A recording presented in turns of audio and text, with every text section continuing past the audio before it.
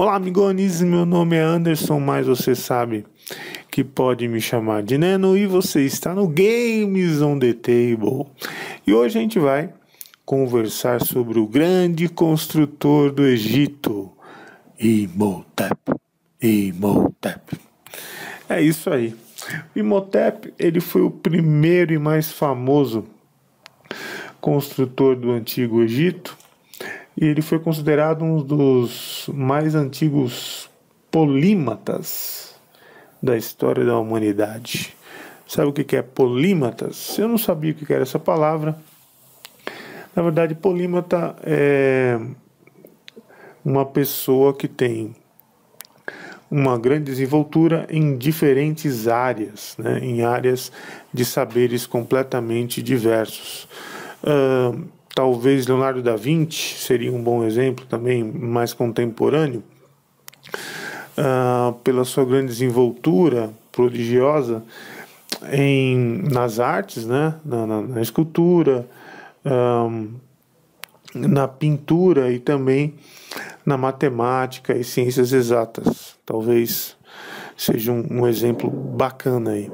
E o Imhotep, ele é conhecido como o construtor da primeira pirâmide do Egito, né? E no jogo você vai ser um construtor que tem a simples tarefa de construir o Egito, com vários tipos de construções diferentes.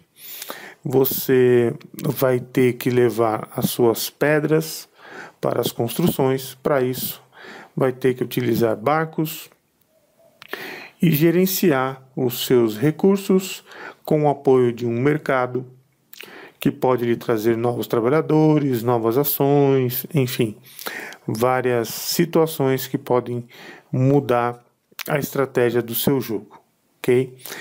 Então, sem mais demora, vamos à ficha do jogo.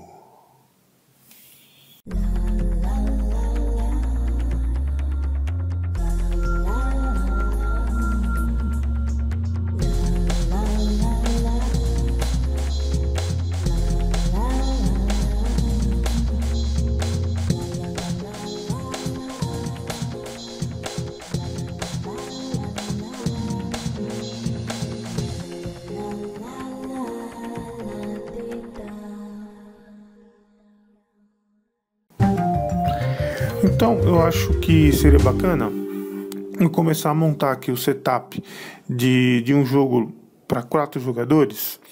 E montando o setup eu vou explicando as regras básicas do jogo. Não é uma tarefa não é uma tarefa difícil explicar o Imhotep, porque ele é um jogo muito simples, ele é rápido e é um jogo intuitivo, então não tem muito problema não.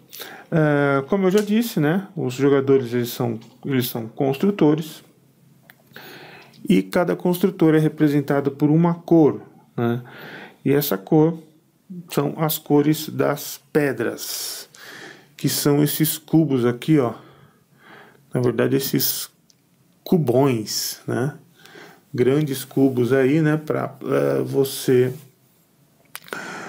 utilizar como material. Na verdade, o único material que você tem no jogo são as pedras. Cada jogador vai ter um montante aí de muitas pedras, né? E essas pedras elas vão ficar inicialmente na pedreira, né? Nós podemos estar montando aqui ao lado a pedreira de cada jogador. Então, montado a pedreira de cada jogador, a gente pode até aproveitar essas 4 pedrinhas que sobraram aqui e já separá-las para a marcador de pontos do jogo, ok? Geralmente você pode até passar desses 40 pontos no jogo, mas ele é suficiente, eu vou deixar ele aqui ao lado, ok? E vou aproveitar essas 4 pedrinhas para deixá-las aqui como nosso marcador de pontos, ok? Além da pedreira de cada jogador, você vai ter também, o jogador vai ter um espaço para estocar as suas pedras que efetivamente ele vai poder levar para onde ele achar melhor, né? O jogo traduz esse depósito como trenó. Sinceramente eu não sei se seria a melhor tradução, mas enfim, é um depósito que a gente pode colocar aqui, né? Deixar um espacinho aqui, montar um setup para 4 jogadores. E no começo do jogo, o primeiro jogador ele começa com 2 pedras, ok? E os demais jogadores começam com uma pedra a mais do que o jogador à sua direita, né? Então o cinza começa com 3 pedras, ok? O jogador marrom 4 pedras e o jogador preto, o último jogador a jogar na primeira rodada, ele começa com o seu trenó cheinho aqui com 5 pedras, tá bom?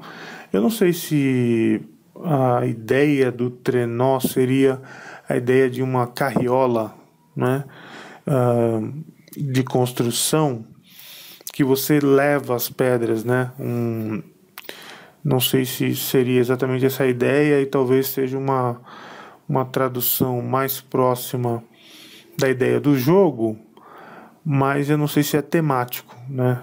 Nem o trenó e nem a carriola, porque trenó parece que lembra alguma coisa de Papai Noel, de trenó, essas coisas, né? Mas enfim, pode ser que seja só fruto da minha ignorância. Essas pedras serão levadas para construções, né? E essas construções no jogo são o coração do jogo, né? Você tem vários tipos de construção. Deixa eu colocar aqui. Você tem aqui a câmara mortuária, né? Ou a câmara funerária, ok? E todas elas têm o lado A e o lado B. Lógico que muda as regras, o que dá uma rejogabilidade legal, né? Você pode jogar tudo com o lado A, tudo com o lado B, ou mesclar em função do que você achar mais bacana em relação às regras. O templo, ok? As pirâmides, no caso aqui a pirâmide do lado A e no lado B as pirâmides, depois eu explico as regrinhas. Os obeliscos, né? Lado A e lado B. Tudo isso você tem o apoio de um mercado. No mercado é o local onde vão ficar as cartas aqui, né? Esse aqui é o lado B.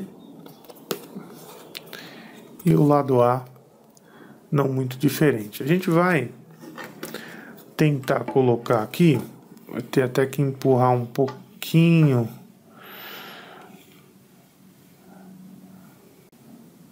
Tentar arrumar aqui legal.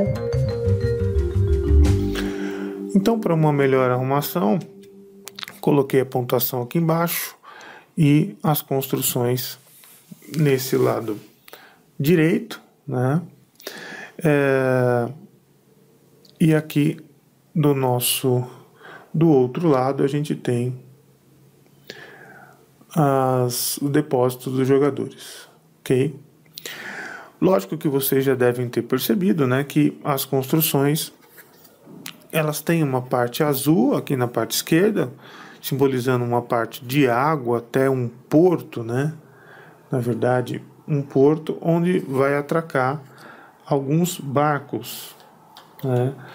São barcos de diferentes tamanhos, de diferentes quantidades de carga, né? A gente tem 2 barcos grandes, que cabem até 4 pedras, né? Que é o material do jogo. E um detalhe interessante é que na parte superior a gente tem aí essas 3 pedrinhas, o símbolo das 3 pedrinhas.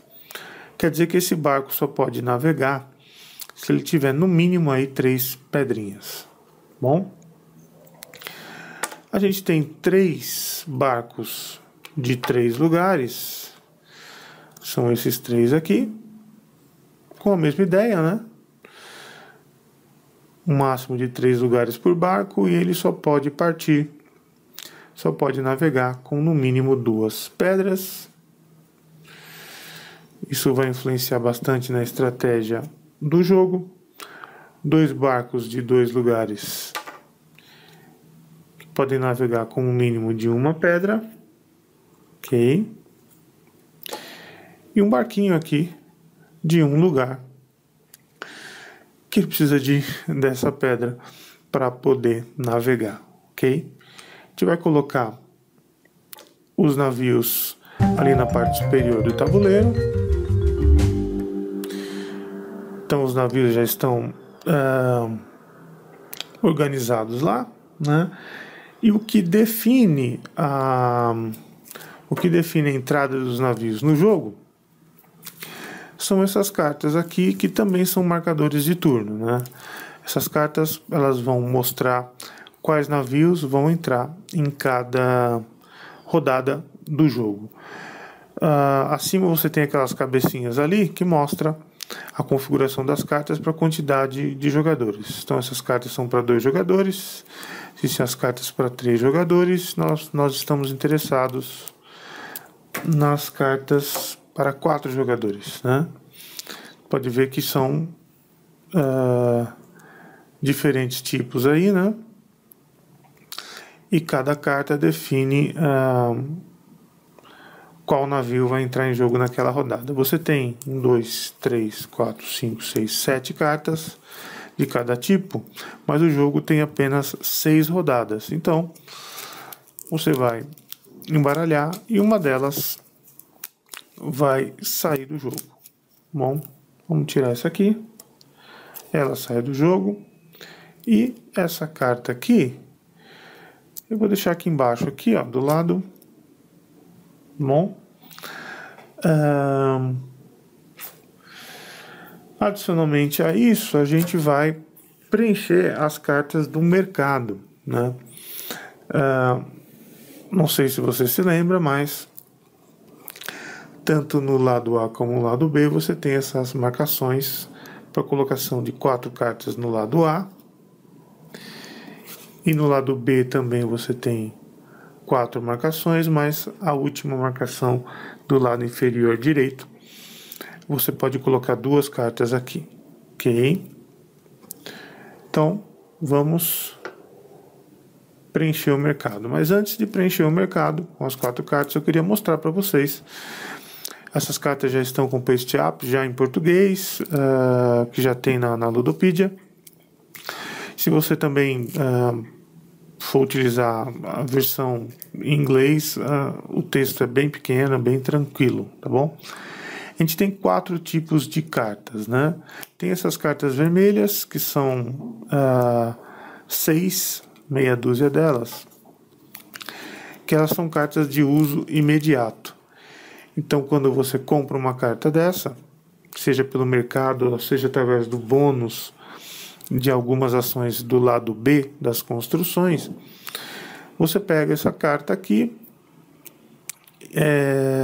e você faz a ação na mesma hora, né? Então você coloca uma pedra de suprimento geral na câmara funerária, né? Você tem 2 de cada uma. Isso, o que muda é apenas o local. Aqui você põe direto na pirâmide, essas 2. E essas 2 aqui você põe direto no obelisco. Ok? Lógico que quando você põe essas pedras nesses locais, é possível que no obelisco e na pirâmide elas vão gerar algum bônus que você também resgata imediatamente. Ok? Assim que é utilizado, essas cartas são descartadas, ok? O outro tipo de carta que você tem também, são 8, são as cartas verdes, que são cartas de decoração, tá bom? Decoração da pirâmide, do templo, da câmara mortuária e do obelisco, né? Nessas cartas, você ganha pontos no final do jogo. Então, sempre numa relação de 3-1, você ganha 1 ponto a cada 3 pedras que são colocadas nessas construções aqui, sejam pedras suas ou pedra dos outros jogadores. Na pirâmide, templo, câmara mortuária e no obelisco, sempre na relação de 3-1, ok? Você também tem as cartas azuis, são 10 cartas azuis que têm ações extras, né? Você tem aqui essa marreta aqui, né, o hammer. Você escava 3 pedras para o seu suprimento e coloca uma pedra em um barco. Geralmente essas cartas azuis, elas vão quebrar alguma regra do jogo, ok? Ou senão vai te dar vantagem de fazer 2 ações quando você só poderia fazer uma. Okay? Em uma ação você faz outras 2, né? Esse daqui você navega um navio para um local e decide a ordem que as pedras são descarregadas, né? Na verdade existe uma regra para você, quando atraca o navio, descarregar as pedras. Tem uma ordem para isso. Essa aqui você coloca uma pedra em um barco e navega este navio para um local. Ou seja, aqui é um exemplo clássico, né? Porque você ou coloca uma pedra ou navega o navio. Com essa carta você pode fazer as 2 ações. E nós temos também essa última, que você coloca as 2 pedras em um barco ou uma pedra em 2 barcos. Uma pedra em cada barco, né? Lógico que você só pode colocar uma pedra e essa carta aqui te ajuda a otimizar essa sua ação. Você tem também as cartas roxas, que é uma espécie não, né? É um set collection, né? Uma coleção de cartas. São as estátuas, você tem 10 estátuas no jogo, ok? E para cada 1, 2, 3, 4 ou 5 cartas de estátua, você vai ganhar 1, 3, 6, 10 ou 15 pontos. 15 pontos é ponto para cascalho no final do jogo, tá bom? Para cada pedra adicional, além das 5, você vai ganhar mais 2 pontinhos. Se você conseguir fazer um bom set collection, pode ser uma boa estratégia, bom? Essas cartas, lógico que elas são embaralhadas, né? Bem embaralhadas, para você poder abastecer o mercado, né? Então eu estou no mercado lá na opção A, eu vou colocar 4 cartas lá, ok? Agora vem uma estátua, né? Para quem quiser começar a set collection, vem uma carta azul de ação, outra carta azul e mais uma estátua. Então, o nosso mercado, vamos dar um giro aqui rapidinho. Ele já está pronto, eu vou colocar aqui com as cartas de compra e vou deixar essa região aqui para a gente colocar o descarte do mercado, ok? Agora estamos prontos para começar a rodada. A primeira coisa que a gente faz na rodada é sortear a carta de turno, a carta que define os barcos que vão entrar. Sorteei essa carta aqui, tranquilo, né? Sorteei essa carta, isso quer dizer que eu vou utilizar um barco grande, aqui, um barco com 3, esse aqui, outro barco com 3 e um barco com 2 espaços. Eu posso colocar essa carta como um contador de turno, né? Eu posso colocar aqui, né? Vou colocando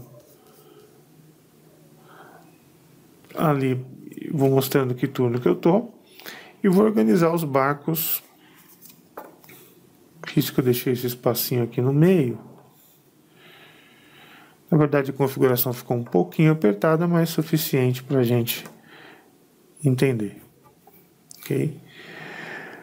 Estamos prontos para começar uma partida de Imhotep. Vamos às ações, né? Você tem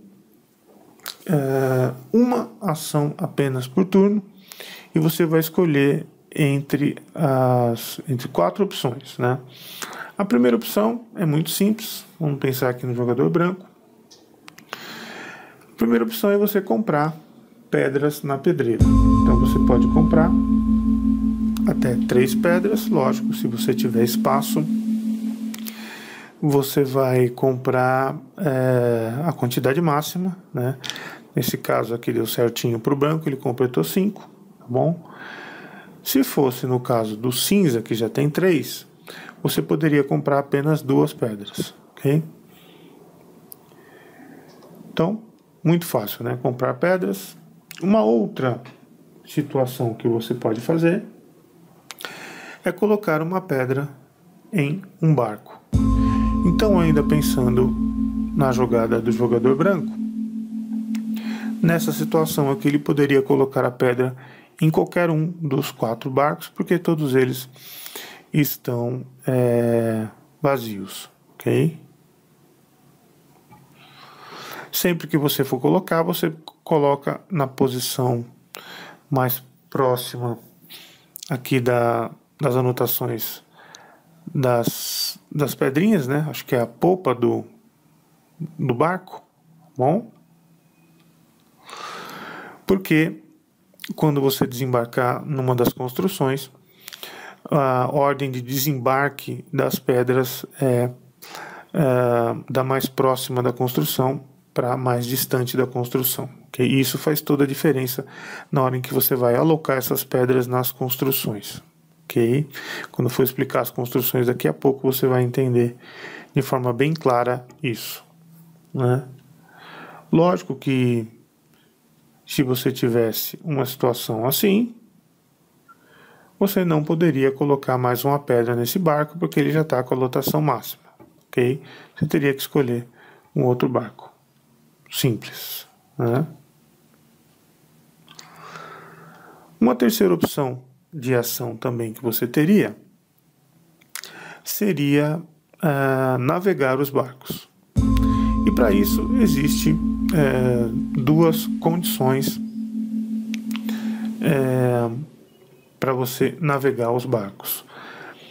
A primeira condição é que ele tem um mínimo de pedras para que ele possa zarpar. Então, esse daqui 3, esses 2 pedras, e o barquinho menor aqui apenas uma pedra, ok?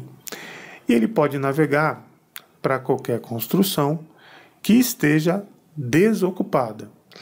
Então, lógico que no início do jogo todas as construções estão desocupadas, mas imaginando aqui que a pirâmide esteja ocupada e que agora é a vez do preto, ele quiser navegar esse barco para algum lugar, ele pode escolher qualquer outra construção que não seja a pirâmide, ok? E um detalhe, eu falei que é a vez do jogador preto. Sim, ele pode navegar barcos que não tenham pedras da sua cor. Lógico, sempre que ele faz isso, ele vai tentar levar esse barco para um local em que dê menos pontos para os jogadores ou para proteger algum outro local que ele está interessado. Então, para evitar que esse barco vá para o mercado onde ele quer pegar as estátuas, ou a estátua, né?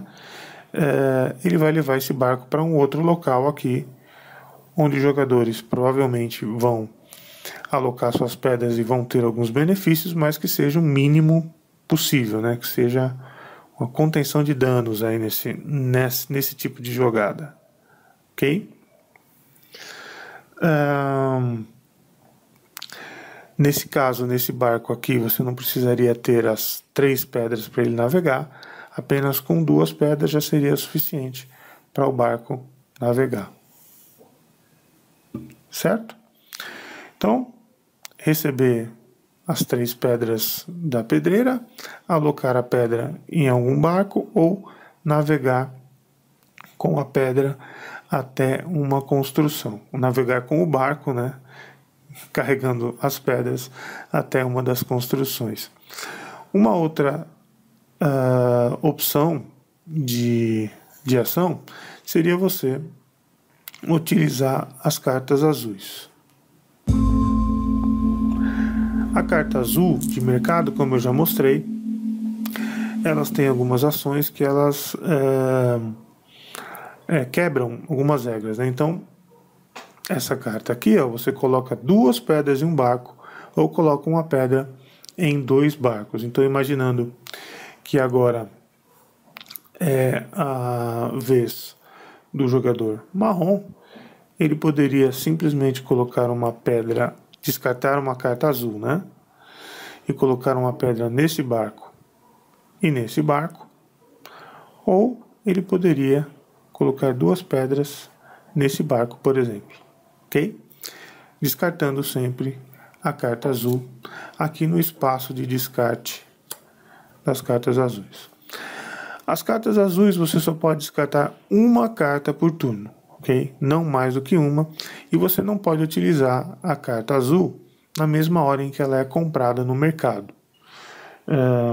Você vai ter que esperar chegar a sua vez novamente para poder usar a carta azul, ok? E são essas as ações e opções que você tem. Comprar 3 pedras, alocar uma pedra em um barco, navegar com o barco para um local vazio, desde que ele tenha a quantidade mínima de pedras, e utilizar uma carta de mercado azul, ok? E agora, quando o barco chega nas construções, eles vão fazer ações. E é aí que o jogo fica bem interessante, né? E eu vou explicar cada uma delas aqui para vocês. Vamos começar pelo mercado, né? Só um detalhe aqui, né? Aproveitando que o mercado está aqui, vamos preencher o mercado. E vamos construir um exemplo aqui. Imaginando que é a vez do jogador branco, tá bom? Só para efeito didático eu vou deixar aqui no meio da tela. E ele chega no mercado. A preferência, como eu disse, de desembarque das pedras é da pedra mais próxima da construção para aquela mais distante. Então o jogador branco ele tem o privilégio de escolher a carta que ele quiser. Vamos supor que o jogador branco, essa pedra é descartada para a pedreira dele. Ele vai escolher uma estátua, ok? Eu vou colocar aqui na área de jogo do jogador branco. Depois o jogador marrom vai escolher uma carta azul. Descartamos a pedra. Uma carta azul, que ele vai poder usar numa outra rodada, num outro turno. E por fim o jogador cinza também vai escolher uma estátua. E a carta que sobrar, caso sobre, é descartada na área de descarte das cartas de mercado. Ok? Explicando um pouquinho melhor o mercado, o lado A e o lado B são bem parecidos, né? No lado A, você tem a opção de 4 cartas, e no lado B, você também tem essa opção de 4 espaços, com a diferença que no lado B você tem 2 espaços aqui no canto inferior direito, e o jogador que escolher essas 2 cartas aqui, ele pode escolher entre as duas e descartar a outra, ok? Eu já vou deixar no lado B, porque o próximo vídeo vai ser um vídeo aí de jogatina para 4 jogadores. Eu vou estar controlando aí os 4 jogadores. Mas o jogo é bem rápido, você vai ver que e com 4 jogadores fica uma dinâmica bem bacana, né? Vou tentar reorganizar aqui. E eu vou explicar a outra construção, que é o obelisco. Então, novamente, seguindo a ordem de desembarque, né? Os jogadores eles vão construir o obelisco, né? E aquele jogador que construiu o obelisco mais alto, ele ganha pontos no final do jogo, ok? Então, trazer um pouquinho mais para cá. Vamos imaginar que já havia alguma configuração desse tipo aqui, ok? E acabou de chegar um barco no obelisco. No obelisco, a ordem não vai alterar muito os fatores, a ordem de desembarque, né?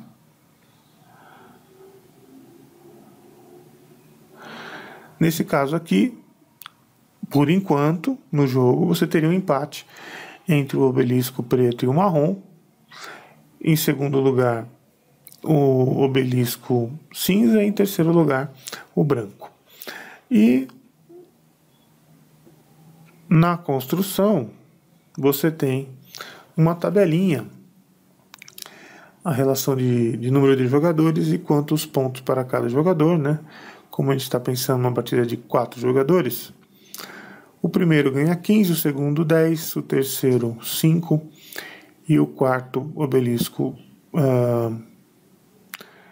o menor obelisco, né, vai ganhar 1 ponto. Lógico que você precisa ter pelo menos uma pedra para concorrer aos pontos do obelisco. Nesse caso de empate aqui, você vai somar os pontos do primeiro e do segundo colocado, 25, vai dividir por 2 aí, vai dar um 12,5, sempre arredondando para baixo, 12 pontos para cada um, ok? O lado B do obelisco é um pouco mais interessante, então vamos colocar de novo aqui e voltar àquela simulação, ok? E as pedras do obelisco estariam assim. No lado B, a ordem em que você chega vai fazer diferença, né?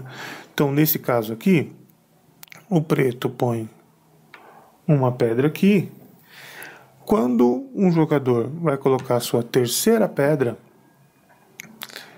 ele vai construir um obelisco de 3 pedras e vai alocar esse obelisco no track de pontos na parte de cima da construção. Esse track de pontos, só para destacar para vocês aqui, ele vai de 10 até 5, ok?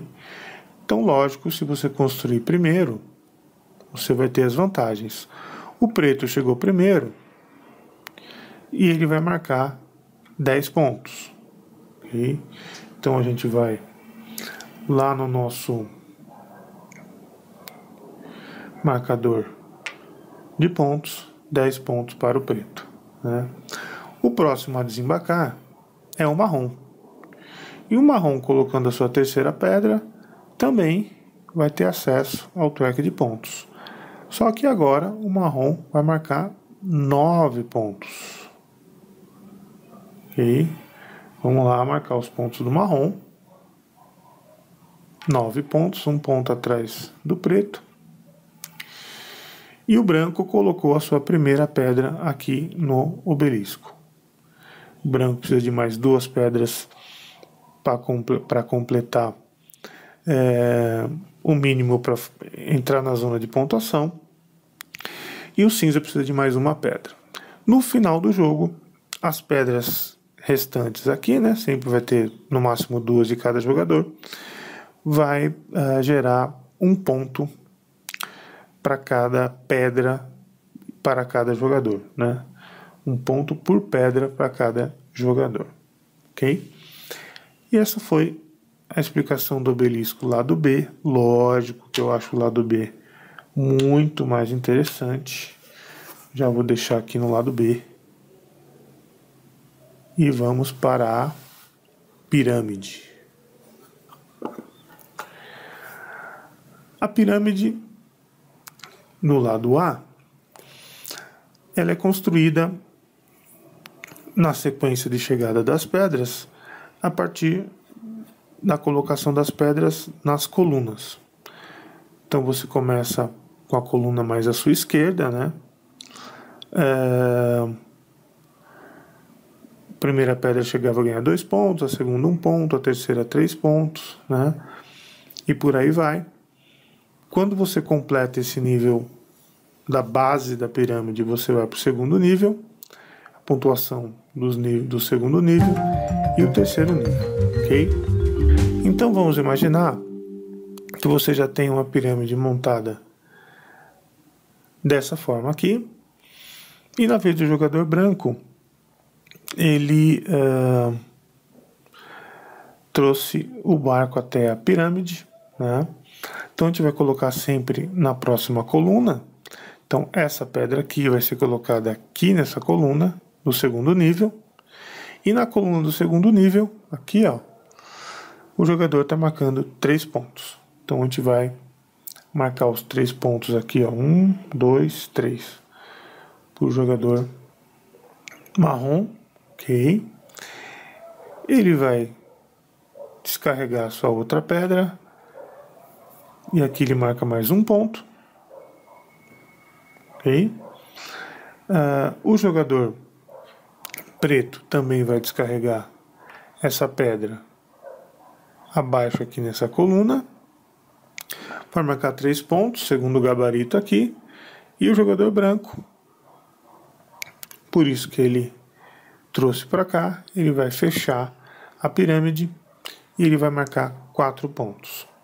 Se porventura no decorrer do jogo a pirâmide for completa e houverem ainda outros barcos chegando até a pirâmide, cada pedra que chegar excedente vai ganhar 1 ponto. E esses pontos da pirâmide são computados imediatamente. O lado B da pirâmide eu acho mais interessante e mais estratégico. Por quê? Porque na verdade são pirâmides, né? Você tem 3 opções de pirâmide. São 3 pirâmides de 2 níveis, ok? Sendo que em alguns locais você vai ter algum bônus diferenciado, né? Então na primeira pirâmide, no segundo local de alocação, você vai ganhar 1 ponto mais uma carta que você vai pegar direto do deck de compras de cartas de mercado, ok? Na segunda pirâmide, na terceira colocação da pedra, você vai ter 1 ponto mais 3 pedras que vão direto para o seu depósito, na segunda pirâmide. E na terceira pirâmide, você vai ganhar 1 ponto e também vai poder colocar uma pedra diretamente em um barco. Lógico, se houverem barcos aí disponíveis para você colocar, e caso você tenha pedras também para colocar no barco, ok? O segundo nível da pirâmide vai marcar 4 pontos, assim como o terceiro nível da pirâmide do lado A. Da mesma forma como o lado A, as pedras excedentes ganham 1 ponto por cada pedra excedente na pirâmide, ok? Dá muitas opções aqui e deixa bem mais bacana. Mas se você vai começar o seu primeiro jogo, aconselho você começar pelo lado A, para você pegar um pouquinho da manha, da maldade do jogo, e depois você muda para o lado B. O templo é muito fácil. O templo você vai ganhar pontos ao final da rodada, ou seja, o templo será pontuado 6 vezes no jogo pelas pedras que são visíveis na parte de cima, né? No ângulo de cima para baixo. Existem 5 posições aqui, sendo que a 5ª posição é só para um jogo de 3 e 4 jogadores.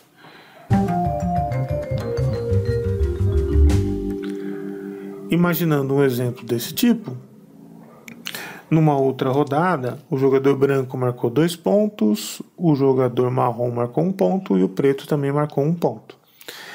E nessa rodada o cinza, que ainda não chegou no templo, ele não quer ficar para trás. Então ele vai colocar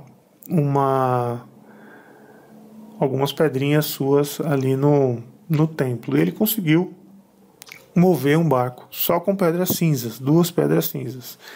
E num jogo para 4 jogadores ele vai usar esse último local, esse último quadrante, e ele começa com esse quadrante aqui. No final da rodada, o cinza conseguiu aí virar o jogo, pelo menos no templo. No final da rodada, o cinza vai ganhar 2 pontos, o branco 1 ponto, o marrom 1 ponto e o preto 1 ponto. Bom, é bom você ficar atento para não esquecer de marcar esses pontos ao final de cada rodada, ok?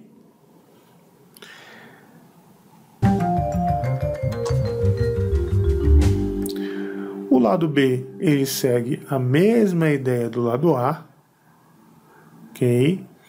Só que cada quadrante tem um bônus diferente, né? Além da pontuação de visibilidade ao final de cada turno, você tem uma pontuação imediata um bônus imediato quando você aloca a sua pedra aqui no templo no lado B. No primeiro quadrante você pode escolher entre 1 ponto ou 2 pedras direto no seu estoque. No segundo quadrante você ganha 2 pontos direto. No terceiro quadrante 1 ponto ou 2 pedras. No quarto quadrante você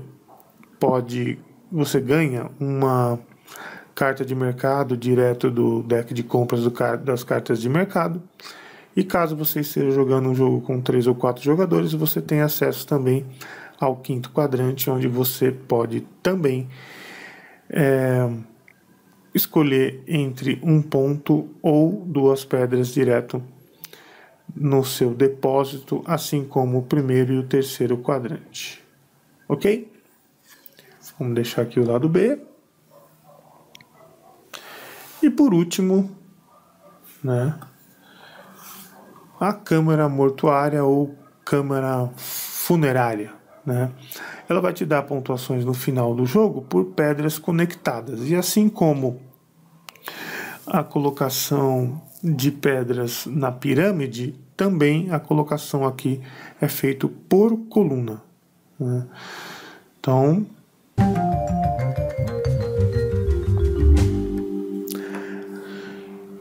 vamos supor que ao final do jogo você tivesse essa composição aqui na câmara funerária. Você marcaria, o jogador branco tem 2 pedras ali isoladas, marcando 2 pontos, né? E deixa eu trazer um pouquinho mais próximo aqui para mostrar. Tem uma tabelinha do lado. Uma pedra você marca 1 ponto. Então o jogador branco marcaria 2 pontos. E ele tem a conexão de 2 pedras, onde marcaria 3 pontos, né? Somando 5 pontos. O jogador cinza, ele tem uma pedra isolada, marcando 1 ponto, e tem 2 pedras aqui na parte de baixo, conectadas, marcando 3 pontos. O jogador preto tem apenas uma pedra ali no meio, vai marcar 1 ponto. E o jogador marrom, ele tem uma pedra isolada na parte inferior esquerda, vai marcar 1 ponto. e ele tem 4 pedras conectadas, ok? 4 pedras conectadas, onde ele vai marcar 10 pontos, né? Marcando 11 pontos aqui na câmara funerária, o que é ponto pra caramba pro final do jogo. O jogador marrom conseguiu ter sucesso aqui na sua estratégia.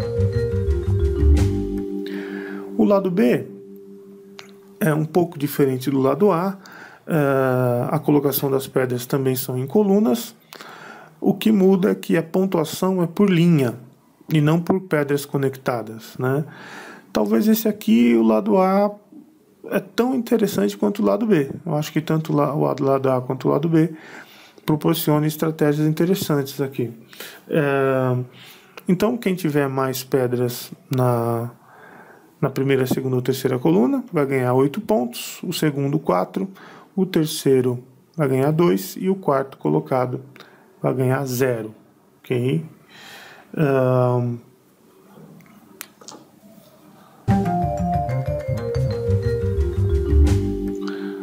Utilizando o mesmo exemplo de final de jogo para o lado B, na primeira linha, o jogador branco e o jogador marrom iriam dividir a primeira e segunda posição. Iriam somar os pontos, 8 mais 4, 12, e dividir por 2, 6 pontos para cada um. Na segunda linha, todos os jogadores, o cinza, preto, branco e o marrom, iriam dividir a pontuação entre eles, né? Então, porque eles empataram, tem uma pedra de cada cor. Então, 8 com 4, 12, com 2, 14, dividido por 4 vai dar 3 e alguma coisa aí, arredondando para baixo, 3 pontos para cada um.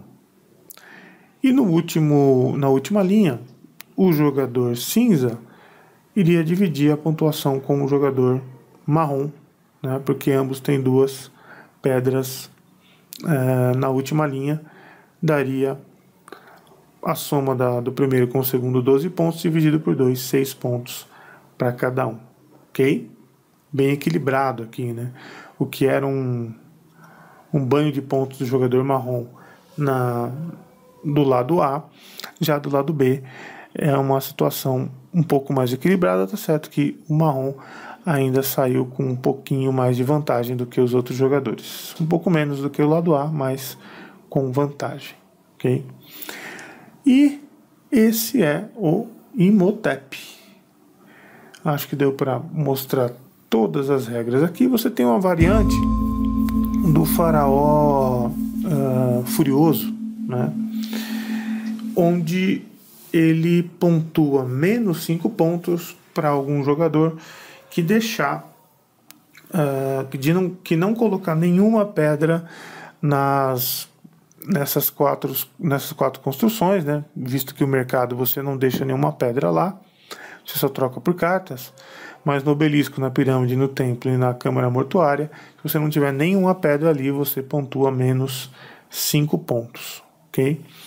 No final do jogo, a gente vai contar os pontos inicialmente da câmara mortuária, depois vamos contar os pontos das pedras excedentes do obelisco, vamos contar os pontos das cartas, né? No caso, as cartas roxinhas. Caso alguém acabe com a carta azul, vai ganhar 1 pontinho também, né? E vamos contar os pontos das cartas verdes. Deixa eu ver se eu acho alguma aqui para mostrar. Então, contar os pontos desses 3 diferentes tipos de cartas. E o jogador que tiver mais pontos será o vencedor. Ok? E agora sim, eu acho que foi colocado tudo aqui sobre o Imhotep. Eu achei um jogo muito rápido, nessas 6 rodadas você vai ver que passa muito rápido, muito amarradinho, várias opções diferentes de estratégia. Você tem que ficar bem ligado no que o seu colega está fazendo para ele não estourar de pontos em uma determinada construção, e você tem que equilibrar bastante as pontuações que você faz no jogo e as pontuações que você faz depois do jogo, ok? Ao final do jogo. Recomendadíssimo. Se você puder comprar esse jogo, pode comprar, que você não vai se arrepender. Diversão garantida. Eu joguei com a minha filha, com a Juju, né? Ela tem 12 anos e ela curtiu muito. Fácil de explicar, fácil de jogar. Você pode dosar o nível estratégico mexendo nas configurações das construções, mas ele gera bastante rasteira também e uma condição bem bacana para você ter um jogo com um nível de divertimento / estratégia bem legal, tá bom? Ele não é pesado, eu colocaria aí como ele leve médio, entre leve e médio, mas é um jogo que pode ver mesa sempre, porque ele é muito rápido e ele é bem dinâmico, ok? Bom, eu quero agradecer a todos aqueles que estão se inscrevendo no canal e todos aqueles que têm acompanhado o canal até agora. Você pode deixar aí o seu comentário nas descrições do vídeo e é isso. Meu nome é Anderson, mas você sabe que pode me chamar de Neno, e você está no Games on the Table, e um abraço.